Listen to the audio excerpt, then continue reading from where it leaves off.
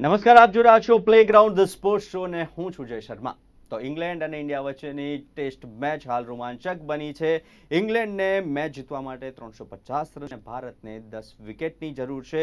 તો કોણ આ મેચ અને આ જ વિશે ચર્ચા કરશું વિક્રમી પંથમાં, અને આપણી સાથે ચર્ચા કરવા માટે જોડાયા છે થેન્ક યુ સો મચ. અશોકભાઈ. આપણે ચર્ચાની શરૂઆત કરીએ તે પહેલા જોઈએ એક રિપોર્ટ. ભારત અને ઇંગ્લેન્ડ વચ્ચેની પ્રથમ ટેસ્ટ મેચ રોમાંચક તબક્કામાં પહોંચી ચૂકી છે. જ્યારે બંને ટીમોને વાતાવરણ સાથેની આશંકા છે, એટલે ડ્રો જવાની શક્યતા પણ નકારી ના શકાય. ચોથા દિવસે ભારતે કમાલ કરી દીધી. કેએલ રાહુલે સદી ફટકારી નવી સિદ્ધિ. માત્ર 31 રનમાં ભારતે પોતાની 6 વિકેટો ગુમાવી દીધી અને ઇંગ્લેન્ડે ફરી એકવાર ગેમમાં આવી ગયું. હવે દિવસના અંતે ઇંગ્લેન્ડ વિના વિકેટે 21 રન બનાવી ચૂક્યું હતું અને હવે પાંચમા દિવસે જીતવા માટે ઇંગ્લેન્ડને માત્ર 350 રન જોઈએ છે. હવે ભારતને 10 જોઈએ છે તો ઇંગ્લેન્ડને 350 રન. મેચ રોમાંચક તબક્કામાં છે. વાદળછાયા વાતાવરણમાં ભારતના બોલર્સ બોલને કેટલા સારા સ્વિંગ કરી શકે છે તેના પર ભારતની જીતની શક્યતાઓ નક્કી થશે.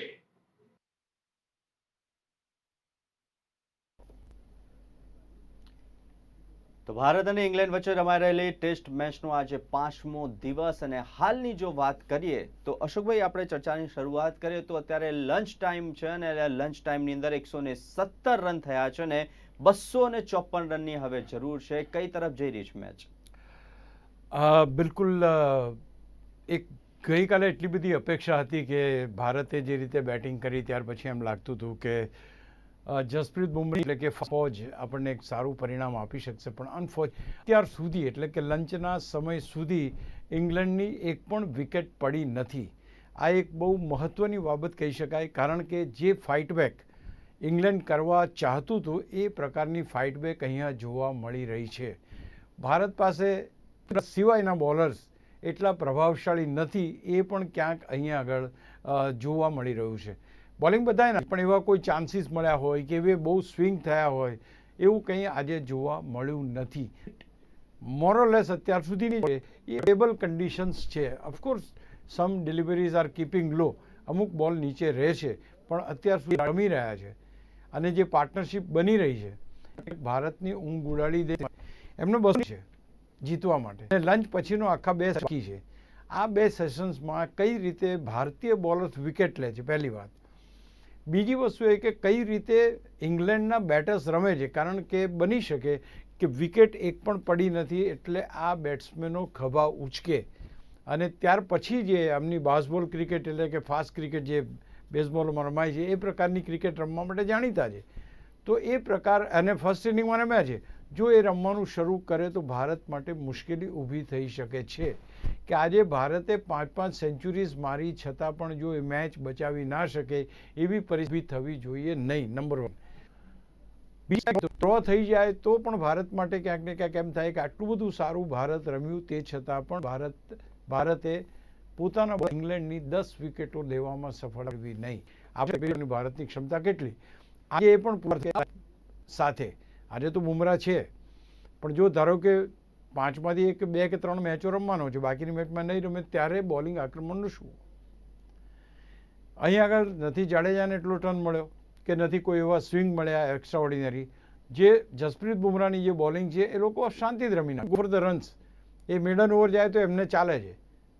તો આ એક જ્યારે રણનીતિથી ઇંગ્લેન્ડની ટીમ રમી અને 214 રન કી છે, તે વખતે અત્યારે મેચ ભારતના હાથમાં કઈ રીતે આવે એ બહુ અગત્યનું છે. અને અહીંયા આગળ જેમ જેમ નોર્મલ કેસમાં વિકેટ ક્યારે પડે તો ભાઈ સવારના 1 કલાકમાં વિકેટ પડે, 9 બોલ લો તો વિકેટ પડે. તો અત્યારની પરિસ્થિતિમાં આવી કોઈ જો શક્યતા ના હોય તો શું? તો પછી અહીંયા ઇંગ્લેન્ડના બેટ્સમેનો રન્સ બનાવશે. અચ્છા, તમારી બોલિંગ સારી પડતી હોય તો રન બનાવવાનો કંટ્રોલ થશે. એ બુમરાહમાં રન નહીં બનાવે તો પણ તમારી પાસે પ્રસિદ્ધ ક્રિષ્ના છે, સિરાજ છે અને શાર્દુલ છે અને જડેજા છે. આ 4-4ની બોલિંગમાં તમને રન જોવા મળી શકે છે. તો અહીં આગળ ભારતને વિકેટ લેવી એક તાતી જરૂરિયાત છે. 117 લોસ, યુ કેન બિલીવ કે કેટલું જબરજસ્ત અત્યારે ઇંગ્લેન્ડ પ્રતિકાર કરી રહ્યું છે. ગઈકાલે હતું કે આજે એમ હતું કે ચલો સવારમાં 1 કલાકમાં 1 વિકેટ 2 વિકેટ પડી જાય તો કંઈક પ્રેશર ઇંગ્લેન્ડ ઉપર લાવવામાં ભારતના બોલર સફળ થયા નથી. છેલ્લે હમણાં જ આપણે જોયું એક ચાન્સ મળ્યો જસપ્રીત બુમરાહની બોલિંગમાં ફોલો થ્રુમાં આવીને ફાસ્ટ બોલર માટે નીચે કેચ લેવો એ મુશ્કેલ છે. તો અત્યારની સ્થિતિમાં ભારતની જે જીતવાની શક્યતા અથવા તો આઉટરાઇટ જીતવાની શક્યતા જે હતી એ શક્યતા ઉપર થોડી બ્રેક લાગી છે. એ શક્યતા ત્યાં સુધી બ્રેક એની ઉપર રહેશે કે જ્યાં સુધી એ વિકેટ નહીં લે. જો ઇંગ્લેન્ડ રન બનાવવામાં સફળ થશે, એટલે કે જો ઓવરના 5, 7, 10 રન આવે છે, તો હું માનું છું કે ભારત માટે મુશ્કેલી સર્જી શકે છે, કારણ કે છેલ્લે લોકોને બહુ ફાસ્ટ રમવાની જરૂર પડશે. તો અત્યારે તબક્કે એક ઇવનલી પોઇઝ મેચ છે. આ બહુ જ બંને ટીમો જીતી શકે એવી શક્યતાવાળી મેચ છે. અત્યારે ઇંગ્લેન્ડનો હાથ ઉપર હોય એમ કહી શકાય, કારણ કે લંચ સમય સુધીમાં ભારતના બોલર્સ વિકેટ લઈ શક્યા નથી. જી અશોકભાઈ, ભારત અને ઇંગ્લેન્ડ વચ્ચેની પ્રથમ ટેસ્ટ મેચના 4 દિવસ કેવા રહ્યા અને ખાસ કરીને ભારતની બોલિંગ અને બેટિંગ કેવી રહી? વેલ, 4 દિવસ ભારતના બહુ સરસ રહ્યા. It was excellent days. પણ 4 દિવસમાં એક બહુ મહત્વની, ગઈકાલે 6 વિકેટો જે ભારતની પડી એ માત્ર 31 રનમાં પડી ગઈ. પહેલી ઇનિંગમાં પણ ભારતની 5 વિકેટો જે છે એ બહુ જૂજ રનમાં પડી ગઈ. અહીં આગળ એવું જોવા મળે છે, શુભમન ગિલ છે, યશસ્વી છે, ત્યાર પછી સાઈ સુદર્શન છે, રિષભ પંત છે અને KL રાહુલ છે. આ 5 ખેલાડીઓ જો રમતા નથી તો ભારત મોટો સ્કોર મૂકવામાં સફળ થતું નથી. હમણાં I was just going through કે 5 વિકેટે 333 રન ભારતના હતા. 335 6, 349 7, 349 8, 349 9 અને 10મી વિકેટમાં થોડી ઘણી જોવા મળી તો 364. તો જો આ રીતે પાછળના ખેલાડીઓ જો મોટો સ્કોર કરતા નથી તો આગામી ટેસ્ટ મેચોમાં એક મોટો પ્રોબ્લેમ ઊભો થઈ શકે છે. આ ગેપ, આ તમે પૂછડ્યા ખેલાડીઓનું શું કરશો? ધ અધર વે રાઉન્ડ તમે જોવા જાઓ, ઇંગ્લેન્ડના ખેલાડીઓએ જે પાછી બેટિંગ કરી તો ક્યાંક આ એક વસ્તુ મહત્વની. અચ્છા, બીજું, બેટિંગ સુપર રહી, આપણે એમ કહીએ તો ચાલે, એમાં કોઈ બેમત નથી. કોની સારી બેટિંગ રહી? તો શુભમન ગિલ એક મેચમાં સેન્ચુરી મારી, બીજી ઇનિંગ યશસ્વી એકમાં સેન્ચુરી મારી, બીજામાં ફ્લોપ ગયા. પંત એક એવો ખેલાડી છે કે એનું ફોર્મ યથાવત, અને ત્યાર પછી જે રાહુલ, એને 137 રન એણે કર્યા. તો ક્યાંક આ વસ્તુ કહી શકાય કે આ 4 કે 5 ખેલાડીઓ સિવાય કોઈ બીજા ખેલાડીએ જબરજસ્ત પ્રદર્શન કર્યું નથી અથવા તો ટીમના સ્કોરને આગળ વધારવામાં સફળતા મેળવી નથી. એક જોરદાર તમને પાર્ટનરશિપ જોવા મળી, 195 રનની પાર્ટનરશિપ, ઐતિહાસિક partnership, the best of it partnership. અને 283 બોલમાં 195 રનની ભાગીદારી જે રાહુલ અને પંતે કરી, દેટ વોઝ ફેન્ટાસ્ટિક. ત્યાર પછી કરુણ નાયર અને રાહુલે કંઈક થોડા ઘણા રન બનાવ્યા, લગભગ 46 જેવા. પણ ત્યાર પછી જાડેજા નાયરની પાર્ટનરશિપ 2 રન, જાડેજા ઠાકોરની 14, સિરાજની 0, જાડેજા બુમરાહની 0, પાછળ આપણને સપોર્ટ ના મળ્યો. એટલે અહીંયા આગળ બહુ સારામાં સારી પાર્ટનરશિપ પણ જોવા મળી. પહેલી મેચની અંદર આ એક યુવા ટીમે 5 સેન્ચુરી જોવા મળી આપણને.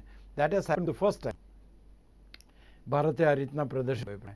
ઓફકોર્સ કે ઓસ્ટ્રેલિયાએ એ રીતે પ્રદર્શન કર્યું છે, એટલે એક વસ્તુ એ બની. બંને પહેલો બન્યો રિષભ પંત, એ પણ એક બહુ મોટી બાબત કહી શકાય. વિકેટ કીપર તરીકે રેકોર્ડ્સ એને તોડી નાખે છે, આપણે વાત કરી. તો આપણી પાસે 2 ખેલાડી મળ્યા આપણને, ફ્લોપ સાબિત થયા. ફ્લોપ મળ્યા કરતાં આપણે એમ કહીશું સાઈ સુદર્શન અને Karun Nair. These two did not deliver. જે એમની ગાજા મેઘ વર્ષે નહીં એના જેવી પરિસ્થિતિ છે. કરુણ નાયરના 20 રન થયા તો એમ લાગ્યું કે ચલો થોડું ઘણું સ્ટેડી રમી રહ્યા છે, પણ હી ગોટ આઉટ. એ જ પ્રમાણે સાઈ સુદર્શન પાસેથી આપણે સારા પ્રદર્શનની અપેક્ષા કરીએ છીએ, એની પાસેથી રન્સ બનતા નથી. એટલે આ એક બહુ પહેલી મેચની અંદર જોઈએ તો આ એક 2 નિરાશા છે. બાકી યુવા ટીમે સારું પ્રદર્શન કર્યું છે. 5 બેટર્સે જોરદાર બેટિંગ કરી છે. પાછળના ખેલાડીઓ રમતા નથી એ કંદ છે, અને અત્યારના તબક્કે મેચ બંને પક્ષે છે એવું લાગી રહ્યું છે. આ 4 દિવસમાં આટલી વસ્તુ આપણે અહીંયા એનાલાઇઝ કરી શકીએ એમ છીએ. જી અશોકભાઈ, આપણે ભારતના બેટર્સની વાત કરીએ તો ભારતના બેટર્સે 5 સદીઓ ફટકારી છે. શું કહી શકાય ભારતના વિક્રમ માટે? 2 સદી પંતે મારી છે, એક રાહુલે, એક ગિલે અને એક યશસ્વીએ. તો કહી શકાય કે ભારતને હવે રોહિત અને વિરાટની ખોટ નહીં ચાલે. એ તમારી વાત સાથે હું સમજું, કારણ કે જ્યારે તમે ક્રિકેટ રમો છો, આઈડલ હોય છે, એક વ્યક્તિ હોય છે કે મને ખબર છે, અથવા તો આપણે અપેક્ષા કરી આજે આપણે આવું ચર્ચા કરતા જ ના હોત. આપણે એમ જ કહેતા હોત કે રોહિત અને વિરાટ હોત તો આવું થયું હોત, જો ભારતનો ધબડકો થયો હોત તો. અહીંયા ધબડકો થયો નથી, એટલે આજ સુધી ન તો કોમેન્ટ્રીમાં કોઈ જગ્યાએ કે ના કોઈ ન્યૂઝપેપરમાં મોટા જ કોલમ્સ લખાયા છે કે આ બેની ખોટ પડી. એ બેની ખોટ નથી પડી, ટુ બી વેરી પ્રિસાઇઝ. અને એ ખોટ નહીં પડવાનું બીજું કારણ બી એનું એ છે, કારણ કે રોહિત શર્મા અને વિરાટ કોહલી છેલ્લી 3 જે સિરીઝ રમાઈ એ 3 સિરીઝમાં સફળ થયા નહોતા. ન્યૂઝીલેન્ડ સામેની જે 3 મેચો આપણે હાર્યા એમાં બંને ખેલાડીઓ ફેલ હતા. ઓસ્ટ્રેલિયા સામે આપણે ભલે વિરાટ કોહલીએ સેન્ચુરી મારી પણ બાકીની મેચોમાં ફ્લોપ ગયા હતા. એટલે અહીંયા આગળ એ ચોક્કસ કહી શકાય. ઓફકોર્સ આજે એક મેં સરસ અત્યારે જ હમણાં કોમેન્ટ્રી સાંભળતો ત્યારે મેં જોયું કે ભાઈ હા, વિરાટ કોહલીનું જે એક્સપ્રેશન્સ છે એ એક્સપ્રેશન્સની અત્યારે જરૂર છે ભારતીય ટીમને. એટલે કે કમોન આપણે જ જીતવાના છે, આત્મવિશ્વાસ સાથે જે એનો જે એક્શનમાં એ મિસિંગ જોયું આજે. કારણ કે શુભમન ગિલ એક શાંત કેપ્ટન છે, એની પાસેથી એવું કંઈ જોવા નથી મળતું. એટલે એક ડલ મેચ ચાલી રહ્યું ને એમ લાગતું હોય કે આપણે બધા સ્વીકારી લીધું છે કે ભારત મેચમાં નથી. એ પ્રકારની સ્થિતિ આજે જોવા મળી. તો એ જગ્યાએ એ વિરાટ કોહલીનું જે આક્રમક વલણ, કોઈ પણ રીતે મેચને પોતાના પક્ષે લાવવાની અથવા તો દરેક પળે એ કહેવાનું કે યસ ગેમ ઇઝ અવર્સ, એ ક્યાંક આજે મિસિંગ લાગ્યું. અને that was a very fine observation in fact. કારણ કે એ વસ્તુ બહુ હકીકત છે કે શુભમન ગિલ પાસેથી એ આપણે એક્સપેક્ટ ના કરીએ તો it is changing man to man. તો એ વસ્તુ જ્યારે તમારા બોલર્સને તમારે પાનો ચડાવવાનો છે, ફિલ્ડરને કરવાનું, ત્યારે જે એક્શન હોવી એક્શન ક્યાંક શુભમન ગિલ 5 સદી બહુ રિષભ પંતે ફટકારી એ પણ જોરદાર છે. અને એક વસ્તુ વિચારવા જેવી એ છે કે આ એક ખેલાડી કે જ્યારે એ ખેલાડી ક્યારેય ફરી આવી નહીં શકે ટેસ્ટ ક્રિકેટમાં એવું કહેવાતું હતું, એ ખેલાડી આજે જબરજસ્ત રમી રહ્યો છે અને એ ખેલાડી ભારે પડી રહ્યો છે. બેન સ્ટોક્સે પણ કહ્યું અમને બાકીના કોઈ ખેલાડીથી વાંધો નથી, પણ જે રીતે આ અમારી તકલીફ આપે છે તો ક્યાંક ને ક્યાંક આ એક બહુ મહત્વની બાબત છે કે આ થયા છે. બાકી એ ઇમ્પેક્ટ ક્રિએટ નથી કરી શકાય વિરોધી ટીમ પાસે ઉપર. એ રાહુલની સદી થઈ ગઈ એ પણ જોરદાર. બાકી સુલ ઠાકુરને અત્યારે બોલિંગ આપી છે એ પણ જોરદાર. બટ ધ રિઝલ્ટ જણાતું નથી. ઓફકોર્સ ઇંગ્લેન્ડની ફેવરમાં છે કારણ કે હજુ તો there is a long way to go. અને વિકેટ પડી જાય તો આખી મેચ અલગ રીતે થઈ જાય. એટલે હું માનું છું કે મેચ હજુ ઓપન છે પણ ભારતના પક્ષમાં મેચ નથી. યુ કેનોટ સે કે ભાઈ ભારતના પક્ષમાં આવી અને ડ્રાઈવર સીટ નો, પણ બંને જણા સરખી પોઝિશનમાં અત્યારે હોય એવી રીતના લાગ્યું છે. એટલે સારામાં સારી બેટિંગ થઈ, સારામાં સારી પાર્ટનરશિપો થઈ અને એ પાર્ટનરશિપ યુવા ટીમ જે ઇંગ્લેન્ડના પ્રવાસે ગઈ છે એ સારામાં સારું પ્રદર્શન ખેલાડીઓએ આપ્યો છે. વાત કરી હતી કે ટેસ્ટ મેચની અંદર પાર્ટનરશિપ છે તે ખૂબ જ મહત્વનો ભાગ ભજવે છે. તો રાહુલ અને પંત વચ્ચેની જે 195 રનની ભાગીદારી એક ટેસ્ટ મેચ માટે કેટલી જરૂરી? It is frustrating boss. એ બહુ જ ફ્રસ્ટ્રેટિંગ છે સામેની ટીમ માટે. તમે આજે 25 પગલાં દોડીને બોલિંગ નાખતો હોય અને પેલો કંઈ કરે નહીં, આઉટસાઇડ ધી ઓફ સ્ટમ્પ જવાને, અને બીજું કે લોકો આઉટસાઇડ ધી ઓફ જવાય નથી દીધા બસમાં. એટલે it's not that bad also. ક્યાંક ને ક્યાંક બહુ સારામાં સારી એક પાર્ટનરશિપ થઈ, ફાસ્ટ પાર્ટનરશિપ થઈ. મને યાદ છે કે અત્યારે કોમેન્ટ્રીમાં બેઠા છે ચેતેશ્વર પૂજારા, એમનું ખાતું ખોલાવવામાં 50 બોલ બગાડતા હતા ના કહેવાય, 50 બોલ પછી ખાતું ખોલે એટલે એટલું કોન્સન્ટ્રેશનથી રમતા હતા. અત્યારે એવું નથી. અત્યારે રન્સ ફાસ્ટ થાય છે. બધાની જે સેન્ચુરી થઈ છે, ઇન્ડિયાની જુઓ કે તમે ઇંગ્લેન્ડની જુઓ, બધાની સેન્ચુરી ફાસ્ટ થઈ છે. ગયા જે આગળના જે ટેસ્ટ મેચોમાં જે રીતે થતું તેના કરતાં કંઈક અલગ થવા લાગ્યું છે. T20ની અસર વર્તાય છે. 22 પછી આઈસીસી એવો નિર્ણય લેવા જઈ રહ્યું છે કે 4 દિવસની મેચ હોવી જોઈએ. હું માનું છું કે એ દિશામાં ટીમ ભલે આગળ વધી પણ અહીંયા તમે જુઓ આ મેચની પૂરી શક્યતા સાથે મેચ આગળ રમાઈ રહી. એટલે 8મો દિવસ, મોટાભાગની મેચો 3 દિવસમાં 4 દિવસમાં પતી જાય પણ આ મેચમાં એવું થયું નથી. એ પણ નોંધવું રહ્યું. અશોકભાઈ, ખાસ કરીને આપણે રિષભ પંતની વાત કરવી છે અને તેના આગવા અંદાજની, કેમ કે બેટ છૂટી જાય, બૂટ નીકળી જાય, પોતે પડી જાય અને પોતાની સાથે જ વાત કરતા હોય તેવું સાંભળવા મળે. આ કેવા ખેલાડી? અદ્ભુત ખેલાડી કહેવાય. કારણ કે જે ખેલાડી એક પેલો કહેવાય ને એક પોતાની રીતે જ પોતાની સ્ટાઇલ ઓફ પ્લેઇંગ હોય એ પ્રકારનું એક અલગ જ વ્યક્તિત્વ છે. એ શું કહે છે. માઇકમાં એવું પણ જોવા મળ્યું કે લેગ સ્ટમ્પ ઉપર એ લોકો બોલ માર રહે हैं, यहाँ तो सुझा दिया है सब. આ બધી જે વાત છે એ બધી વાત એ રિષભ પંત કરી. બેટ હાથમાંથી છટકી જાય અથવા તો રન્સ લેતી વખતે કંઈ ગબડી જાય, શોટ મારતી વખતે ગબડી જાય, આ સૌથી વધારે વાર રિષભ પંતના એમાં થયું છે. છતાંય એ ખેલાડી એણે 2 ઇનિંગમાં 2 સેન્ચુરી મારી. ભલે તમે ગમે તેવી એની રમત કહો, છગ્ગા અરે આમ પડી જાય કે આમ પડી જાય, પણ તે છતાં જ્યાં સુધી કોઈ ખેલાડી 100 મારે, જ્યાં સુધી પરફોર્મ કરે, ત્યાં સુધી એ ખેલાડીને સેલ્યુટ કરવી પડે. એક આગવા ખેલાડી તરીકે એ પ્રસ્થાપિત થાય છે. દરેકની એક સ્ટાઇલ હોય છે રમવાની. તમે જો સચિન તેંડુલકર કઈ રીતના એ કરતા હતા, બાકી બધાની સ્ટાઇલ એ પ્રકારે આની સ્ટાઇલ એવી છે કે પડી ના જાય 1-2 વાર તો આવું કંઈ ના થાય, બેટ ના છટકે, તો એ રિષભ પંત નહીં. એ આપણને પહેલાંય જોવા મળ્યું છે ને, દેટ કન્ટિન્યુઅસ.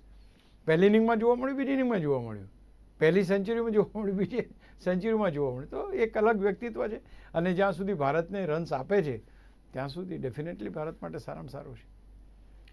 તો હવે કોણ જીતશે આ મેચ એ તો જોવું રહ્યું, કારણ કે અત્યારે 117 રન થઈ ગયા છે અને 254 રનની જરૂરિયાત છે. અશોકભાઈ અમારી સાથે ચર્ચા કરવા માટે જોડાયા તે બદલ ખૂબ ખૂબ આભાર.